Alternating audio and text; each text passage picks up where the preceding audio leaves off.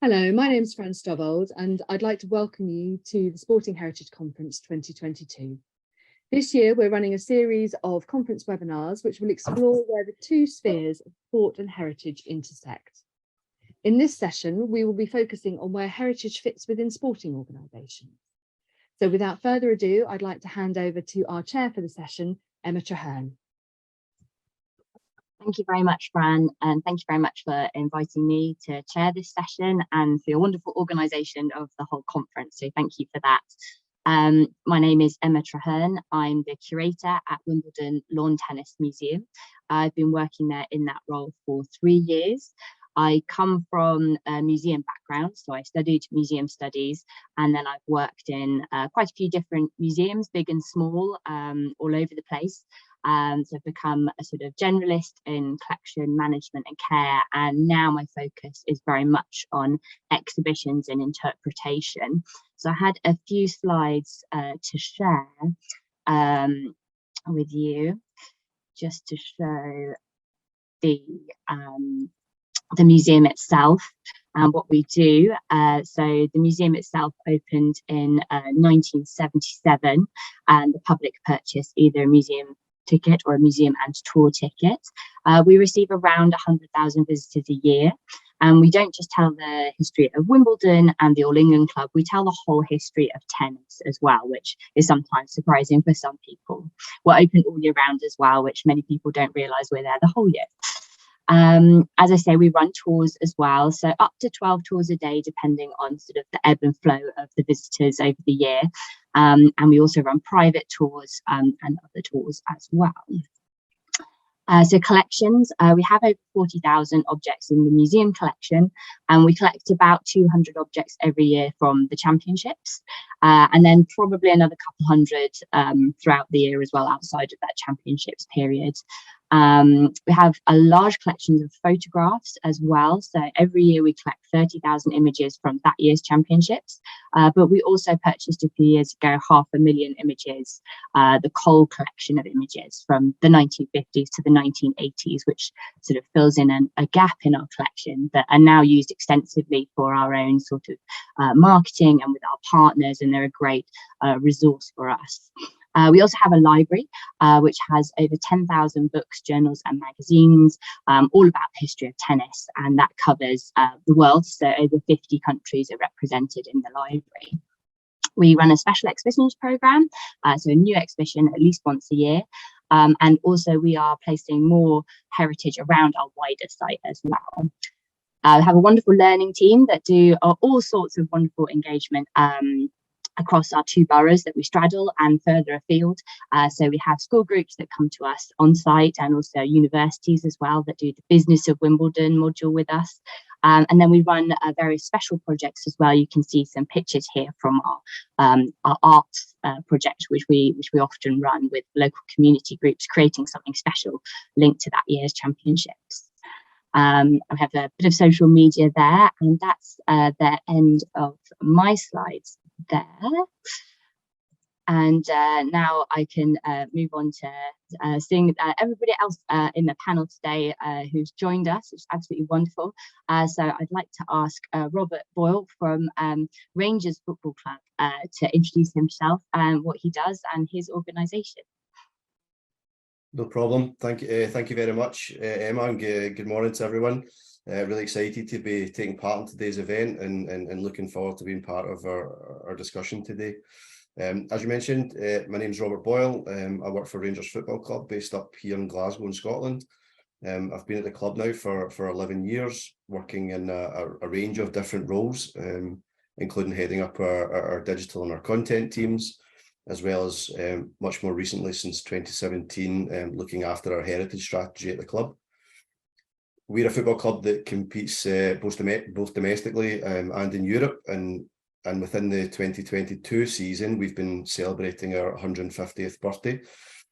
It's been 150 years since the inception of our club, when 4 teenagers moved to Glasgow and decided they were going to start their own football team whilst out for a walk in a local park.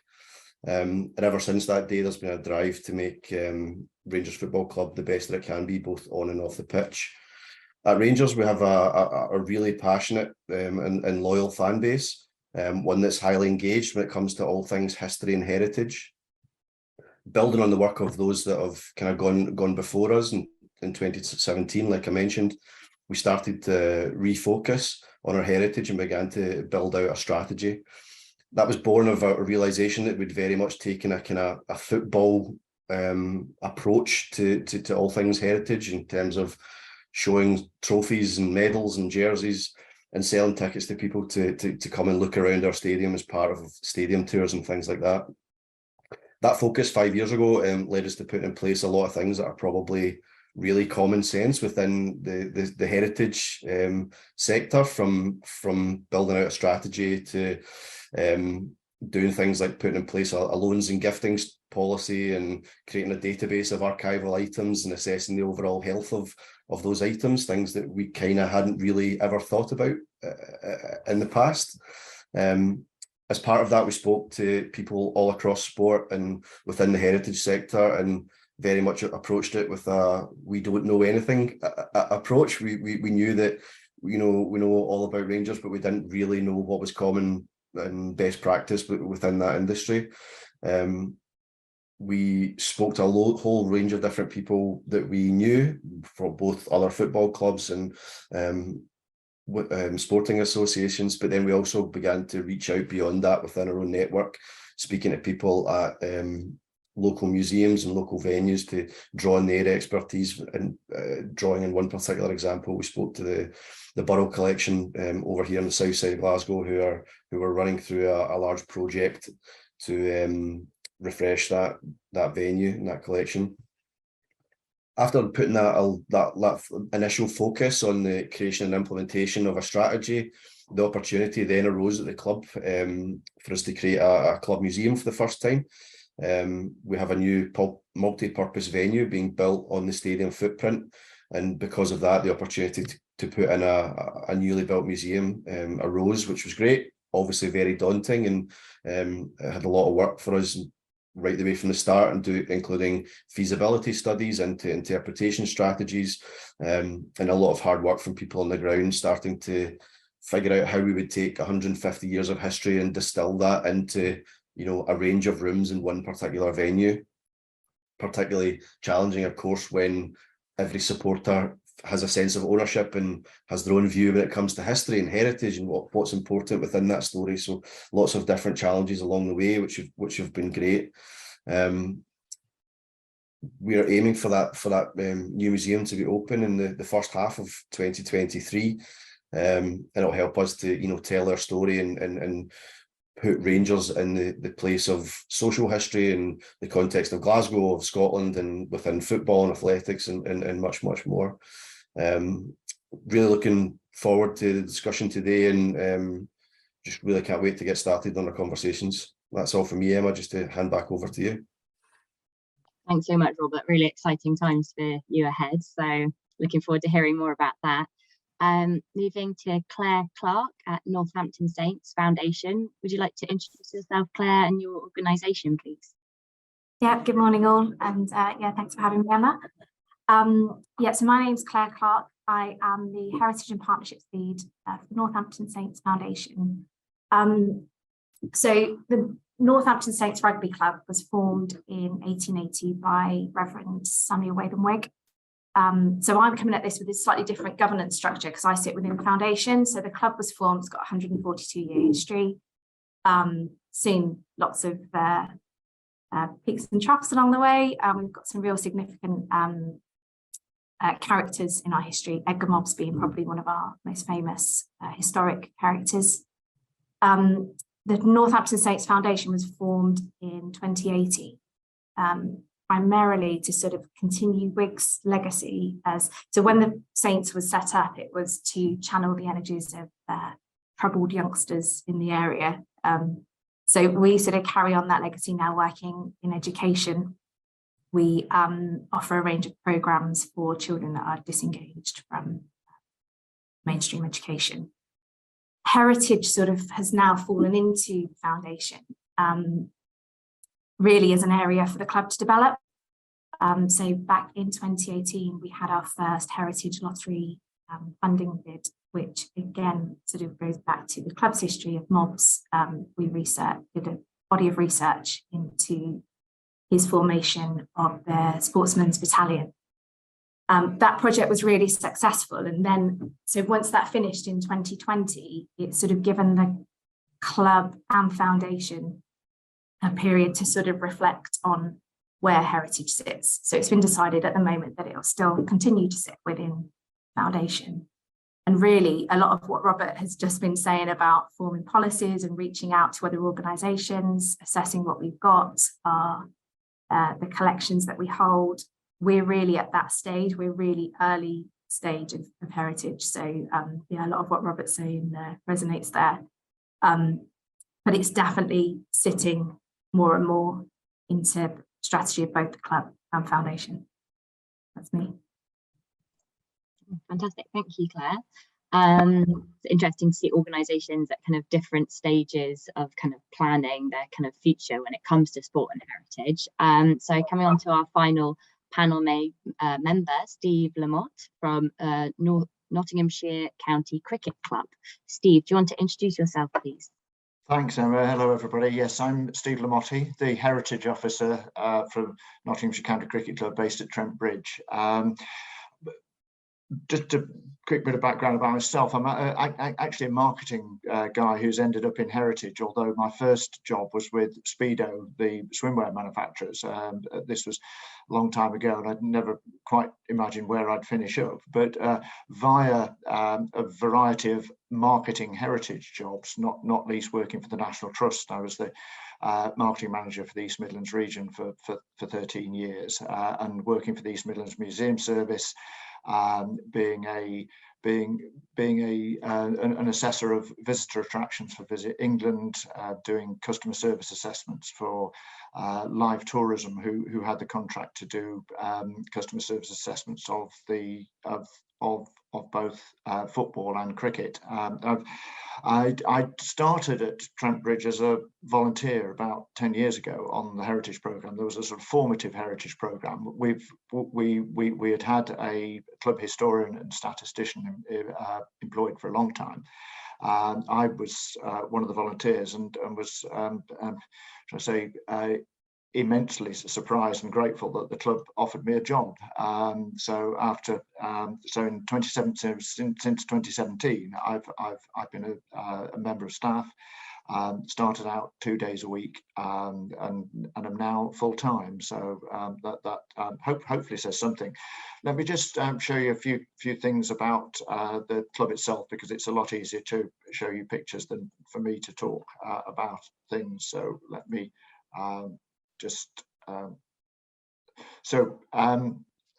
Trent Bridge is the third oldest cricket ground in the world at which Test matches are played.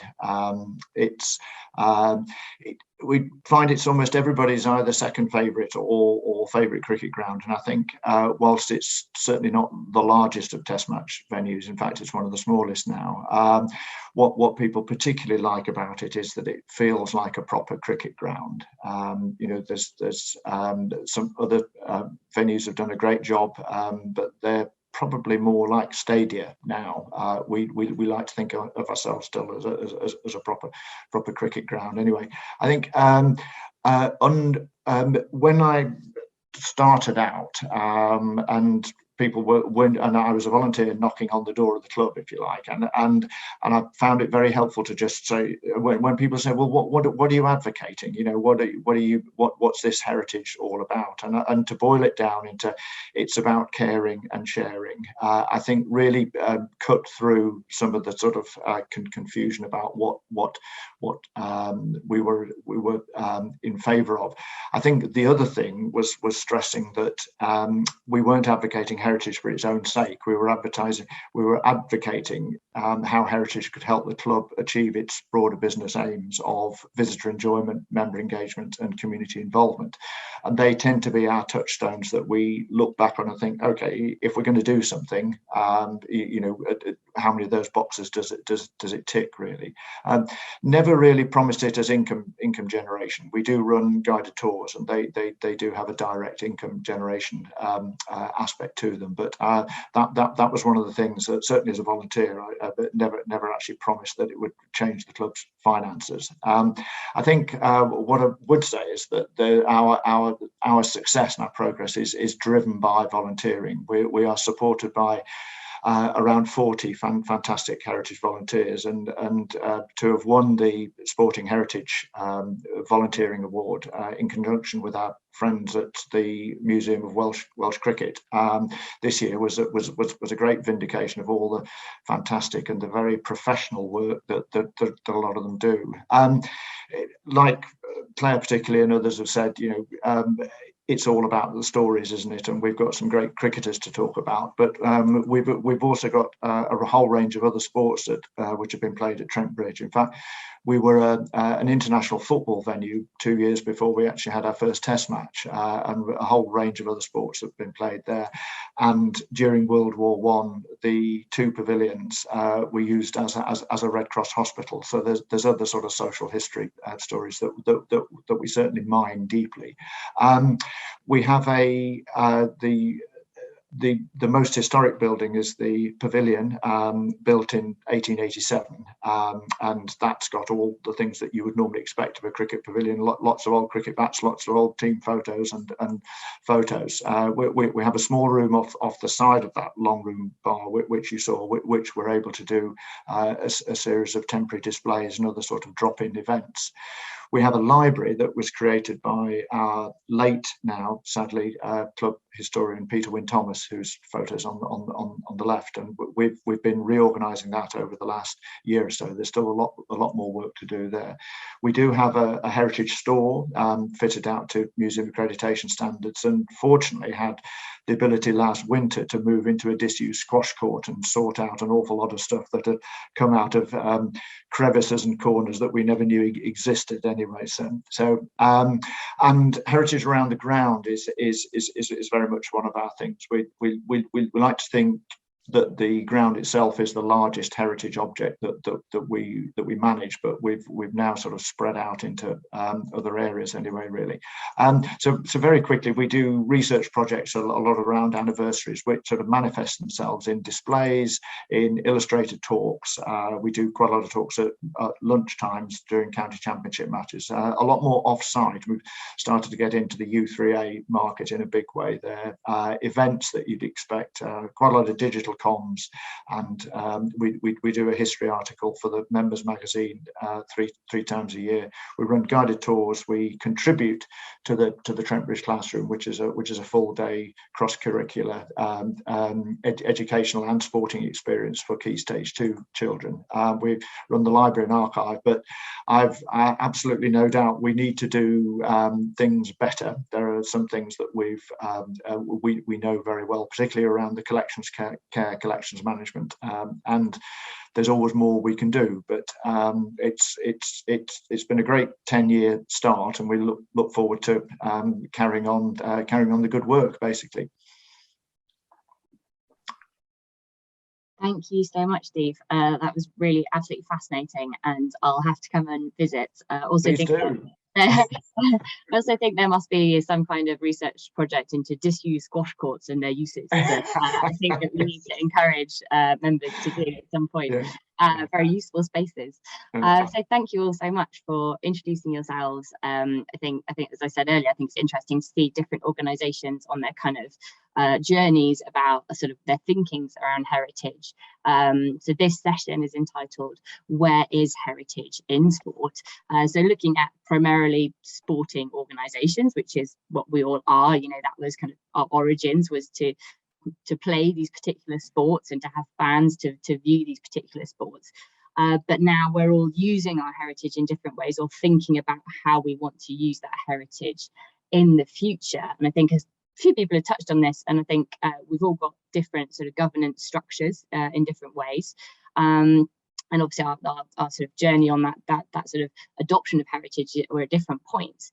But I was wondering if we could explore where does heritage fit in the priorities of sporting organisations? So obviously we can talk to our own ones, but you might also have examples of other places that you've spoken to. I know Robert was saying about going out and talking to other organisations about, you know, what do those kind of governance structures and their kind of the top people, what, you know, how do they prioritise heritage within their organisation? I mean, from my perspective at Wimbledon, I feel, you know, as I said, we've had our museum since the 1970s, and even before then, I think, you know, we had a really good passion for the history of the sport. You know, we feel very linked to the origins of the sport, and we kind of, I think we're always collecting kind of bits and bobs. Even before an official museum or a curator, what with our membership being so involved in sort of the top levels of tennis, but also kind of in the general levels of tennis. So I think we'd always been sort of collecting bits and pieces. But, you know, now in sort of 2022, heritage is very much built into our organisation as a priority. But as a staff member, you know, I'm graded every year on our 4 values, the top one being heritage, and that's linked to being proud to be at the organisation. So we don't expect everybody who works there to have an encyclopedic knowledge of the whole history of tennis, but we take that heritage as a word to mean that you're proud of what we do, proud of the sport, your kind of contribution towards it, and even our other values of respect, integrity and excellence. You know, you can link back to that kind of wanting to preserve the sport and being proud of it and the heritage that goes along with it. So yeah, I don't know if anyone else wants to talk about how they feel their organisation and the priorities of heritage within the organisation. Steve, do you want to jump? Sure, Emma. In fact, I'd like to span some sports really, because before I was a full-time member of staff at Trent Bridge, I did manage a project, a heritage scoping study for Nottinghamshire County Football Club, which is the team I happen to support. And because I play hockey, I can look at my hockey club as well. And I think it varies an awful lot, I think, across sports. I think generally speaking, some clubs are more in touch with some sports are more in touch with their heritage than others, and I think within that some clubs are more in touch with their heritage as well. And I think it's such a variable picture, really. I think I've often said, I think I'm fortunate. We in the heritage team at Trent Bridge are fortunate in that cricket is one of those sports that is very much in touch with its heritage. It's a lot of it's based on historical records, and there are some people who are interested in stats, as an end in itself, if you like. We approach stats as the basis for stories about people, really, rather than detailed statistical analysis. But I think, but we have a County Cricket Heritage Forum, which is representatives of almost all of the county cricket clubs, and the variation across the 18 counties and the MCC is tremendous, really. I think there is just no one position. Everybody does things slightly differently. Some people can have great organisational support. Others really struggle to get a foothold. I think football, because of the government and ownership models of football, I think personally, and this is based on having gone around a lot of certainly the Premier League football clubs and looked at their heritage operations, it can be quite fragile. I think cricket, because of the governance structure, they're members clubs, generally speaking, rather than owned by private individuals.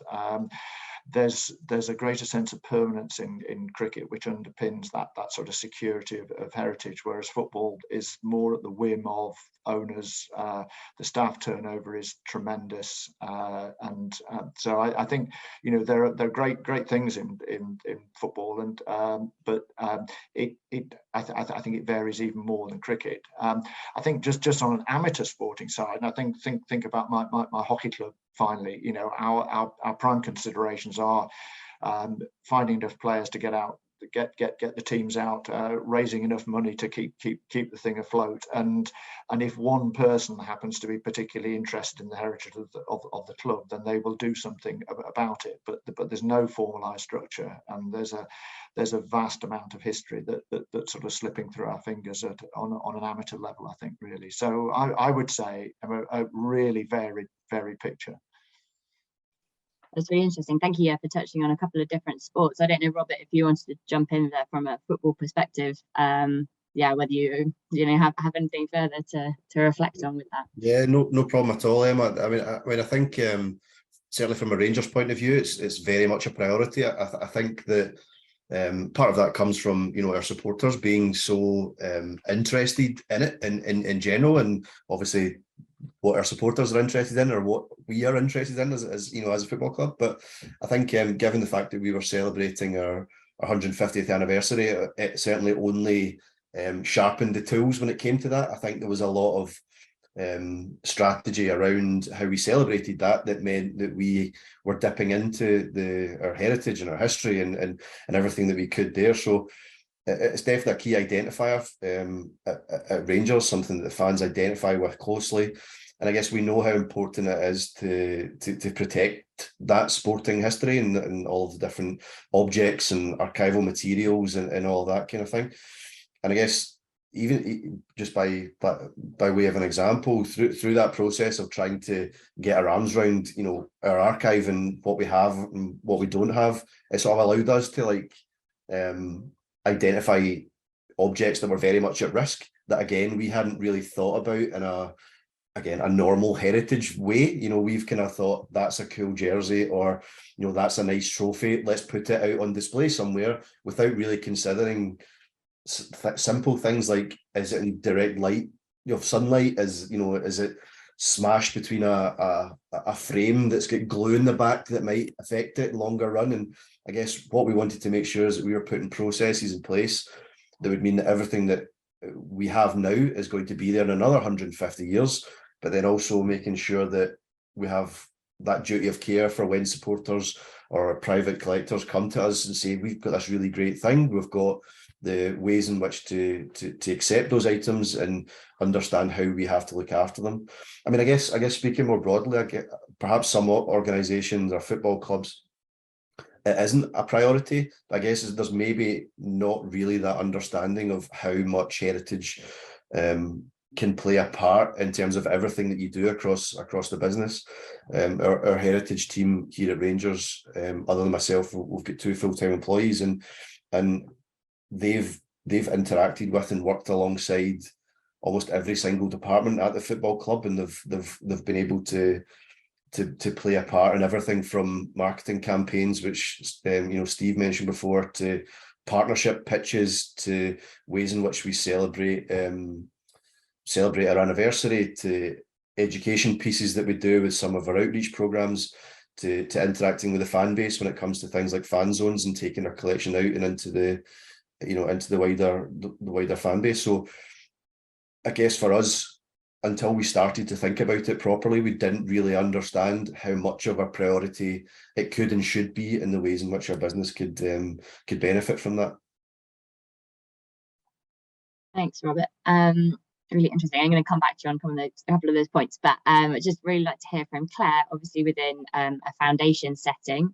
And I think, you said in your introduction, you kind of did some heritage work, so 2018 to 2020, then a bit of reflection time. And I think it'd be really interesting to know, where kind of that priority of heritage now sits for you guys. Yeah, I think from a club point of view, the heritage and history's always been an important part of it. I just don't think it's sat high on the list of priorities. So like we've done Hall of Fame dinner, that was last week, but that's been going on for quite a few years. When new players join, they participate in something called Blackiston Challenge, and again, that's been something that's been happening for quite a few years. We've also got a war memorial on site. We do stadium tours, but I don't think they've ever been sort of tied together as this is what we do as heritage. It's just something that we do every now and then, sort of thing. So I think since my role, and also we have a volunteer club historian who is absolutely amazing and is really sort of singing and dancing about the work we're doing. I think now it's sort of coming to the forefront of how can we sort of tie that all together now and embed that in both what we do at the club and also foundation. So I think in terms of priority wise, it's definitely getting there. And it's slowly starting to sort of resonate into sort of all aspects of the development of the club. But yeah, it's definitely the start of a journey, I think, for us. Yeah, it's really interesting. I think if we think of kind of the reasons why heritage might creep up the agenda, I think we've touched on a couple of them. You know, I think, Robert, you mentioned kind of anniversaries, and I think I've seen that with other clubs of all sports. You know, a lot of clubs or organisations were kind of founded 100 or 150 years ago around this time, sort of that Victorian era where there was an explosion of sport.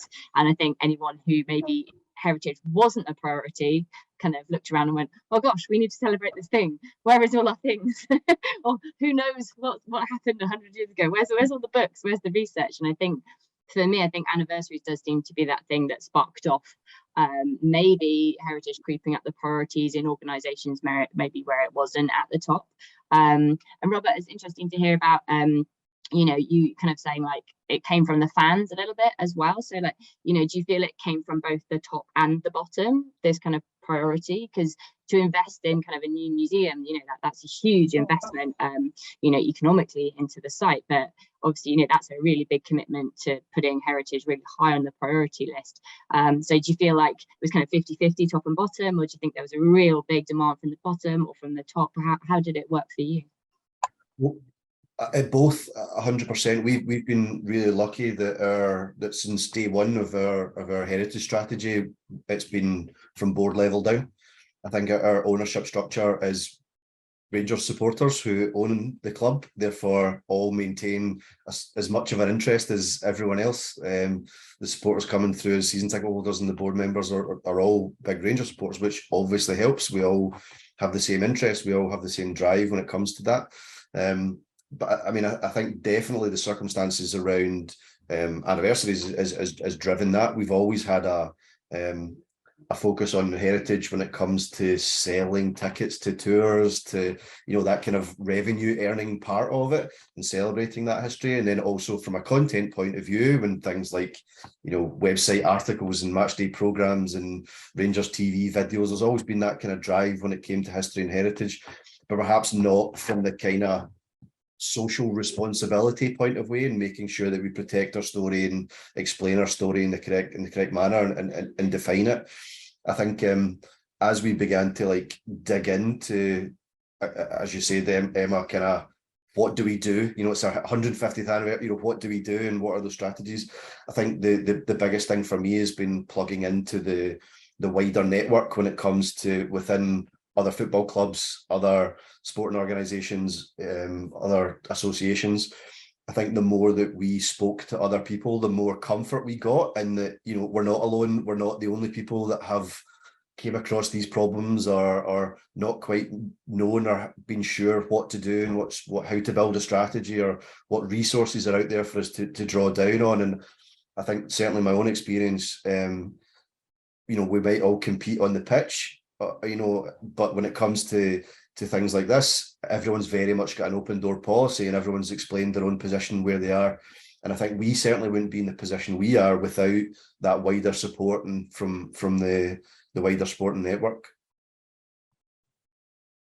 And Steve, I was wondering from that cricket perspective, I think you kind of touched on this that there's sort of a heritage cricket group that meets, so I can't remember the exact term, but do you feel like it can just be one person in that club kind of driving the trying to put heritage at the top of the priority list, or, you know, is it kind of these passionate individuals across the country, or do you feel that within cricket there's just a general love of the heritage? What's your view? I think there's a general love of the heritage, Emma, definitely, and I think, you know, Robert was talking about the sort of pressure from the supporters. You know, there's a lot of cricket, certainly the traditional cricket support, and obviously that, you know, there are now various forms of cricket that tend to attract different audiences now, but the sort of traditional red ball county championship test match audience, you know, there's a real interest in the in the history of the sport there.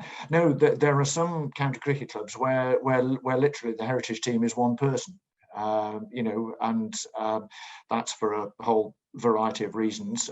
We've probably got the largest one in the sense that we're supported by 40 volunteers, as I was saying, and a lot of organisational support as well. And I think we've worked hard at sort of embedding heritage, if you like, by involving the members of the general committee, because like most county cricket clubs, not a members club, so the top level of governance is actually a members committee elected from the members, and we've worked hard at involving them, and I'm sure that's sort of part of why we are where we are, really. I think it's interesting. There are 4 county cricket clubs that have paid heritage staff, not all full-time, and none of us lost our jobs during the COVID-related job cuts, which I think actually says something. I've said to many people that's actually quite a powerful message, I think, in a way, because in a seemingly situation where heritage could have been seen to be a sort of nice to have, but when the chips are down, you know, it represents a saving. We're all still there, basically. So I think that says a lot. But yeah, there's a big variation just across cricket, really. Yeah. Yeah, and I think from my experience working in local council museums, yeah, definitely the museum and the heritage services that I used to work in were an easy area to cut, and would often be one of the most the fastest things to cut under times of austerity. So I think that's really interesting, Steve, to know that the paid members of staff were kept on, and I assume a lot of the volunteer people kind of carried on doing their work and research remotely and however they could do as well. So yeah, some of our volunteers were even busier during lockdown than they would have been, you know, partly because they weren't allowed to watch cricket, you know, sadly. So the amount of work that we did on the sort of digital area certainly allowed us to play catch up and make progress that we would have never done otherwise. You know, we had some fantastic volunteers who were just contributing so much. So yeah, so every cloud has a silver lining, doesn't it? Emma, sorry, I just want to jump in there. I think, you know, like all things, access to budget and finance when it comes to sport, you know, it's not easy, right? And I think when it comes to heritage and sport, there's not always an obvious financial upside. You know, there's not always a, you know, spend X, receive Y. And sometimes, you know, it's certainly my experience of working within sport, there's always more things that need to be done than people that are around to be able to do them. So people can be spread super thin, and the access to that, having that kind of support, be it financially or from a resource point of view, whatever it is, that's where some of the challenges lie. And it's certainly also where, just to reiterate what I was saying before, everyone working within this particular industry is in the same position. It's probably a sliding scale when it comes to, you know, whether that means are we able to pay our volunteers travel expenses in order to come right the way to the other end of the scale, which is putting a team in place. But I think certainly from our experience and speaking to people across the industry, there's definitely help out there when it comes to that. We didn't really, we're FITBA folk. We didn't really understand the landscape when it came to applying for grants and applying for resources and all that kind of thing. And I think that's where the benefits we've seen anyways from speaking to people within the industry and drawing on their experiences to try to help to support when it's not necessarily obvious how to do so. So that would be kind of like one of your top tips, is kind of using the network and also like learning about kind of grants and other things that, you know, it doesn't necessarily have to come out of the pot of money that, you know, is already stretched quite thin. Like there are other pots out there that can support you to explore your heritage. Absolutely. We took an approach of, I think I mentioned it earlier, like it's a new industry for us. You know, we didn't, yes, it's part of what we do from a sporting point of view, but we kind of took the mindset of, we're walking into something completely new. The best way to approach that is, you know, throwing our hands up and just saying, right, we don't really know what we're doing here, and then speak to as many people as possible and try to build on other people's experiences and draw from, you know, the positives that people have had in terms of, we tried to do this and it didn't work, and, you know, some of the challenges that might be around volunteers, Steve, for example. You know, sometimes people are so passionate about stuff, there's challenges there, and particularly when, you know, everyone has their own view when it comes to history and heritage and what are the important parts and not important parts.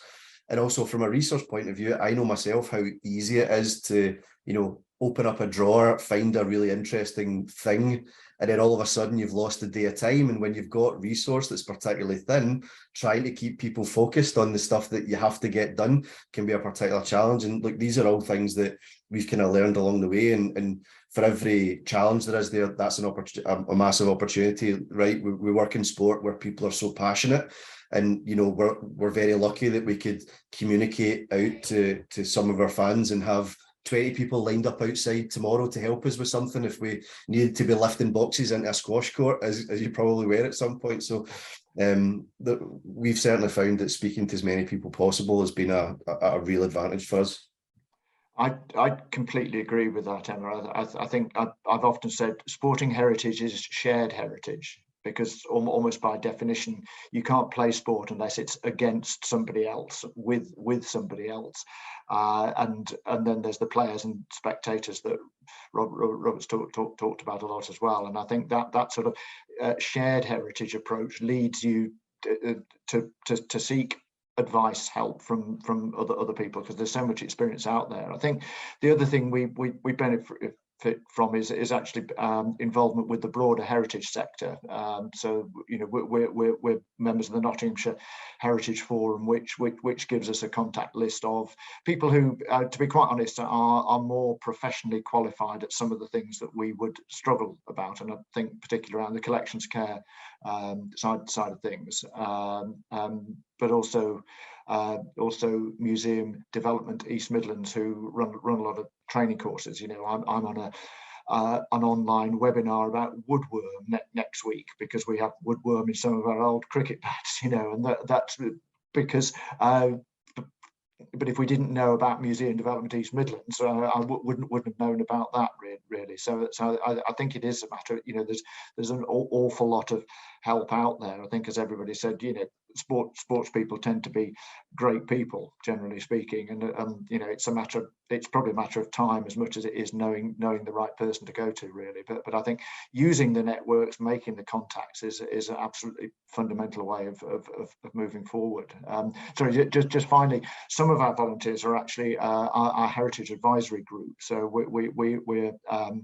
we're blessed with 6 heritage museum professionals who have their own busy lives, but they are available to sort of help us on a sort of expert practitioner basis. You know, we wouldn't expect to see them at Trent Bridge very much, but we know they're on the end of the phone if we have a bit of a problem, and we do try and gather them together once a year as well. And that's, I think, something you know, I'd suggest that other clubs might think about, to sort of fill some of those knowledge, skills, and experience gaps that, you know, you might luckily fill, but oftentimes are just going to stay there, really.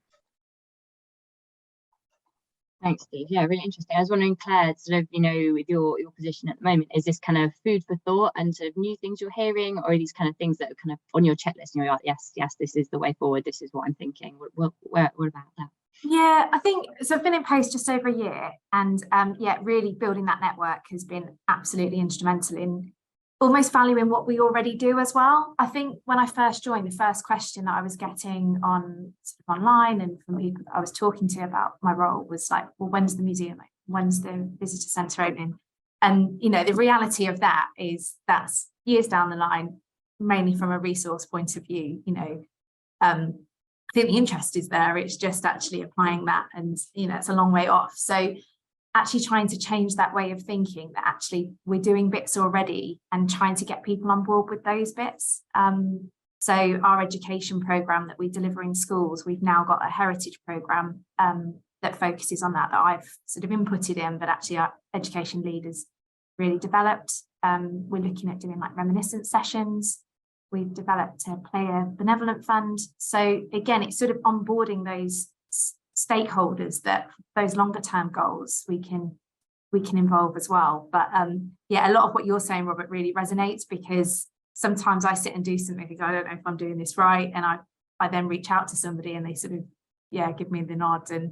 And also building those policies from the off, as daunting as that is, it does sort of make you think about it in a much longer, a broader sense, really. So yeah, no, definitely all of this is familiar and also food for thought for the future as well.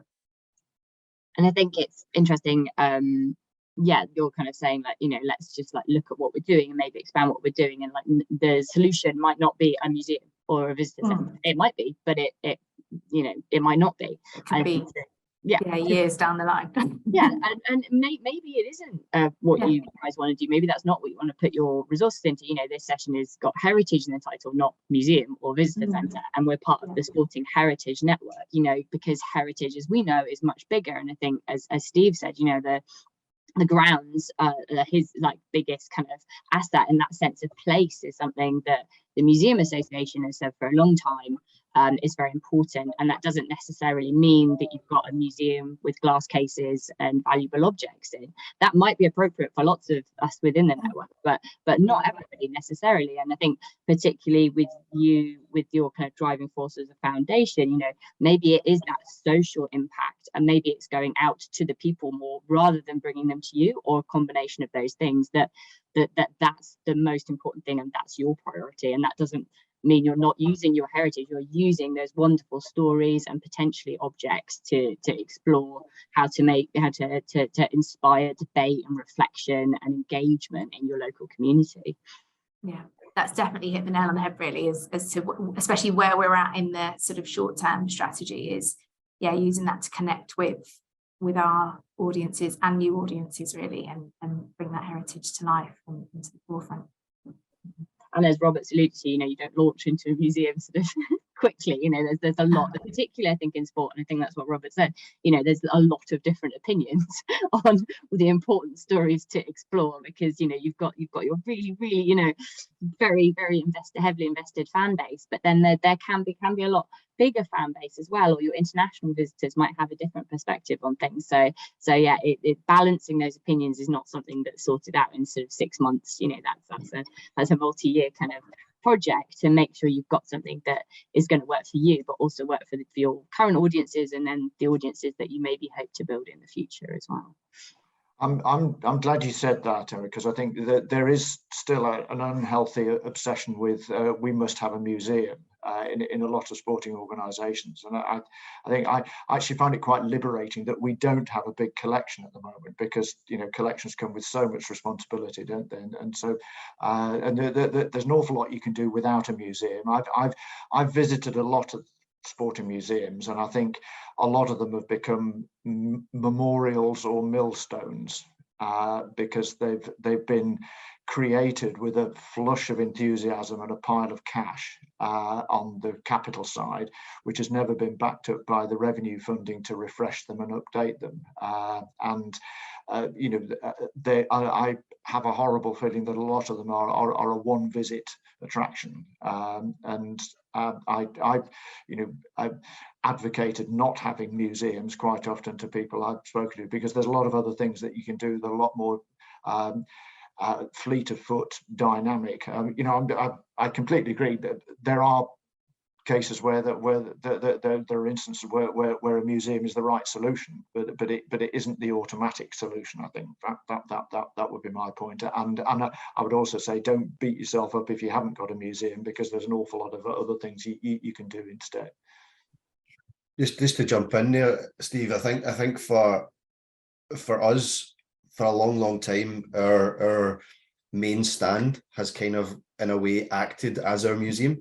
It's an Archibald Leach building, 100 years old itself, and filled with beautiful rooms and beautiful experiences, marble staircases, all of that stuff. But each of those rooms is operational when we move into match mode, when we have hospitality guests, when UEFA come to take over our stadium for Champions League or Europa League matches. We can't invite in those people to experience that in the way that we would like to, you know. And talking about, Emma mentioned audiences there, you know, football tourism is massive. We have two huge clubs up in Glasgow up here, and any time we're playing in Europe, the opposition that we're playing against have brought their fan bases there in Glasgow. Football tourism, they're going to want to go and explore Hampden, they're going to want to go and explore the other stadiums that are on offer here. And I guess we realise there's opportunity there around football tourism. Then at the same time, we want to make sure that when we have supporters coming from across the world, or we have a large supporter base in Northern Ireland, we're offering them places to come and things to do before our matches. And we want to do that we want to invite them in to look at our heritage, but we can't actually do that on an operational basis on or around match days. So that's what's been part of the driver for us, just to make sure that we have an offering that's different and I guess open all of the time for people to engage with us. I think this is the lovely thing, the fun thing about working in these organisations we work in, is that often, not with everyone in the network, but often that we have a very big operational thing that happens on our sites, be it with myself only once a year, but with football and rugby and cricket, it can be much more often, and that thing often takes over the entire site, because that's usually the reason for the existence of the organisation. But yeah, then the heritage can take a back step. So it's interesting, Robert, that your development, your museum, not only was there kind of demand for it, but also, you looked at the operationally what was going on, and that was kind of one of the driving forces for it.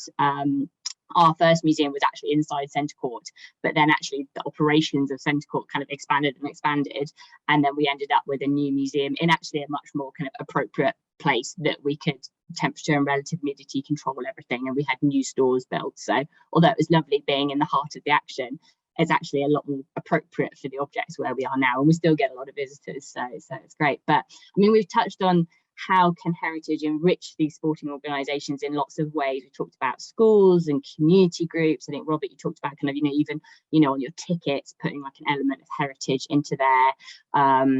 Is there anything else we're kind of missing? Sort of how can heritage enrich sporting organisations if we were going to kind of convince someone who wasn't sure about it?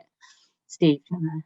Yeah, I think, and I guess Robert, with the ups and downs of Rangers, can identify with this. The team I support, Notts County Football Club, are the most relegated club, or they were the most relegated club in the Football League, to the extent that we're now in the National League, so we're not even the oldest Football League club in the world anymore. But I think there's a role that heritage can play in the bad times to help you keep the faith, and because you remember the good times, and you remember that actually, think that sport is cyclical as well, and everybody has their up and everybody has their down. So I think, in addition to the things about the sense of pride, sense of place, levels of engagement, and the what that might lead on to in other sort of souvenir sales, ticket sales, whatever else. There's that just sort of, there's an important role for heritage to play in reminding or encouraging people to keep the faith in the bad times, I think.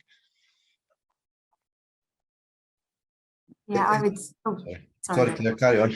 No, I was going to say we sort of see that very much, for the fans that stick by you thick and thin through, wins and losses, it's very much to have this sort of heritage offering is a bit of a give back for them regardless, to keep them on board and to sort of capture their sort of, like you say, community spirit and sense of place, throughout the good times and the bad. So yeah, we sort of see it as a bit of a give back to the supporters as well.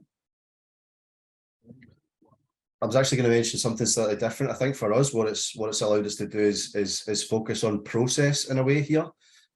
So we now have processes in place where, well, using the example I mentioned before, someone finding something in a drawer and identifying it as old, not knowing what it is, we've now got processes in place where the person that finds that can then knows where to come to and what to do, rather than just in the past, things might have ended up in the bin, they might have ended up being left where they are. And then again, drawing another example, we now have processes in place that from the moment our captain exchanges a pennant on the pitch with an opposition in a Champions League game, there's a process in place of everything that happens on the back of that, how it comes back to us and how it's recorded, and I guess just really putting some of these fundamentals in place so that we don't end up in a place where, in 150 years' time, we don't know where things are, we've not lost things along the way. And I guess that focus on process, there's lots of benefits that come from that. You know, our archive is enriched every time that someone finds something new. We recently found a large scale model of our main stand that was kind of sat in a darkened room somewhere and threatened to be thrown out. And I guess we had that process in place that at least somebody knows who to phone to say, what is this? And we can go and have a look at it. And that subsequently led to us having an excellent piece that'll take pride of place within our museum now that it's been protected and given a bit of TLC. I think also, Emma, I'd add about the volunteering aspect as a way of enriching people's involvement. You know, not all of our volunteers are members of Nottinghamshire County Cricket Club. Quite a lot of them are, but a number of them aren't. You know, but it's a way of enriching their relationship with the club. It's a certain amount of sort of privileged access, if you like, because the work that they do gets them behind the scenes and gets them handling, you know, documents that are 150, 200 years old, you know, so there's something for them as well, really, and that relationship with the club, I think, is worth an awful lot as well. Thanks, yes, that's really interesting. And I think Robert's point about process is interesting because, you know, you can come up with a process and write a document and say this is the process, but I'm sure he's done a lot of work to get buy-in and convince everybody to follow the process.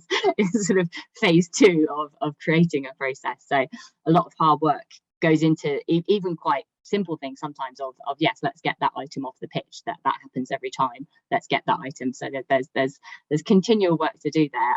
But I think that it helps if heritage is a priority that's woven into the whole organisation and everyone understands the benefit of them taking part in that process and kind of like what the outcome will be. Yeah, so very interesting.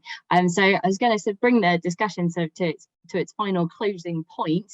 So I was wondering if people could maybe reflect on kind of the coming year, so the next kind of 12 months, and kind of like what they maybe want to achieve in those 12 months with regards to this kind of sport and heritage and prioritization. I think, you know, I've heard a lot in this session about networks. So I think for me, you know, as a fairly established sporting heritage organisation, you know, I think we would like to kind of give back more to the sector and be, you know, a point of contact for people learning about how to look after heritage objects to come to us more. So I think that's something that we could definitely, you know, strive towards a little bit more from a Wimbledon perspective. You know, that we have a large team of permanent staff, and a lot of them have a lot of skills, which, you know, I think we've been going out there a bit more now, like post-pandemic, going to conferences, you know, speaking and that sort of thing. And I think we could do more of that. So I think we could definitely improve and strive to do that over the next 12 months. I don't know who'd like to go next. I'll go if you want, Emma. I think I think heritage's place in the EDI agenda, equality, diversity and inclusion, and obviously, you know what's happened in cricket over the last year. I think whilst the word heritage doesn't appear in our EDI action plan at all, the challenge that one of the volunteers who supports us has sort of willingly taken on is sort of thinking through, actually, you know, how do we demonstrate some of the ambitions that the organisation has in terms of EDI. So that's at a very sort of you know, behind the scenes level, if you like, but ultimately hopefully with a lot of benefits coming out of that. I think I've been thinking quite a bit about the difference, and this is, I think it's Gregory Ramshaw who wrote an introduction to heritage and sport, was talking about either heritage of sport or sport as heritage. And heritage of sport, he's talking about, that's the sort of self-contained story of sport in its own right. Sport as heritage is sport's place in the broader heritage narrative, heritage discourse, if you like, really. And I think one of the step forwards we've made this year is actually getting out beyond the sporting audience. And I think by participating in Heritage Open Days, where quite a number of the people who came to the library weren't cricket fans at all. They were just curious, and they wanted to see an old library, basically.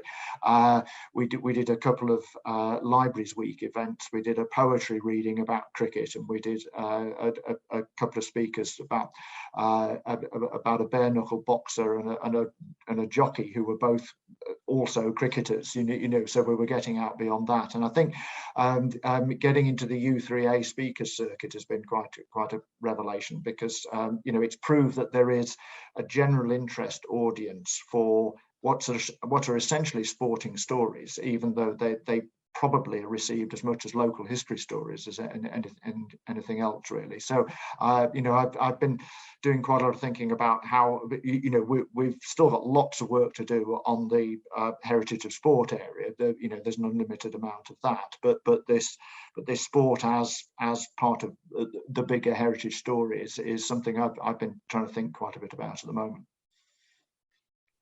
Yeah, really interesting. That's something we're exploring as well, trying to have like broader themes within our temporary exhibition, such as fashion and expression, and just kind of exploring that as a big theme that will hopefully bring in people who aren't just tennis fans but will be fashion followers as well. And Claire, what about you over the next year? Yeah, I think our next year's it's really exciting. So I would hope that in a year's time we'd have a much clearer business plan of how we're engaging. So recognizing the audiences that we currently engage in and then expanding that. I think from a sort of policy and governance point of view, look to have sort of better formalized policies in place, really. So again, when we're being offered items, that we can happily accept them, rather than at the moment I think just have that sort of more formality relationship with our fans, supporters, and really I think just have a better idea of where we're going and the way we're moving in. I think again the joy of being at such an early stage is that it's sort of all there for the taking at the moment. We're looking at funding bids and what we can apply for. So yeah, hopefully in a year's time we'll have more to update. Yeah, and so laying those real sort of foundations of organisation, whereas Robert's laying actual foundations for his new museum. So I suppose that's your big thing, Robert. Absolutely. Across the next year, I guess we'll focus on getting our museum up and open, and then I guess beyond that, moving into the next phase for us, because I guess we kind of put a lot of foundations in place. We then moved ourselves towards what we do to open a museum. And then once within the next year, we'll be open and we'll move into the next phase, which is temporary exhibition spaces, taking our collection out into Scotland, into Glasgow.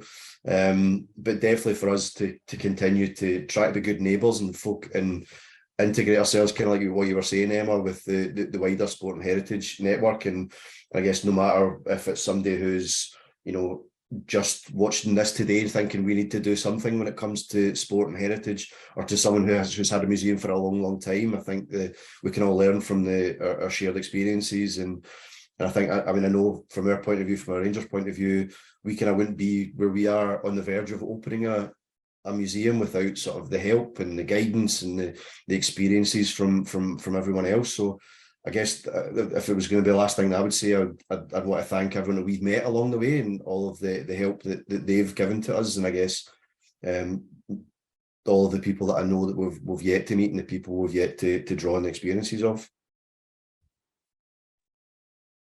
Well, great. I think you've covered a fantastic amount of ground there. And thank you, Emma, for chairing that discussion, and for Robert and Steve and Claire and for all your contributions. Picking up on what Steve was saying about fitting sport into that broader heritage context, this is one of a number of webinars that we're running as part of this year's conference, and the flip side of this discussion is another of our sessions which will look at where sport sits within those broader heritage organisations and how it fits into their agendas. So all 4 of our conference webinars will be available on the Sporting Heritage website, along with further details about all of our speakers. They will also be available on our YouTube channel, where all of our legacy recordings sit. If you'd like to find out more about the work of Sporting Heritage, do feel free to explore the website and follow us on socials. In addition to our webinars, we will also have 2 keynote speakers. One, Karen Dobre, who's one of the directors from Lewes Football Club. And for those of you who aren't aware, Lewes is the only club where the playing budget, or the budget for all the club, is split equally between men and women. So they're doing some quite inspirational work there around equality. And also Debbie Cooper from the National Lottery Heritage Fund, who will be able to talk to us about where sport fits in with the funding agendas, which is looking at what everybody's been talking about today. Funding is essential for all of our work going forward. So I'd like to bring the session to a close there and thank everybody else for their time, and hope to see everybody again soon. Thank you.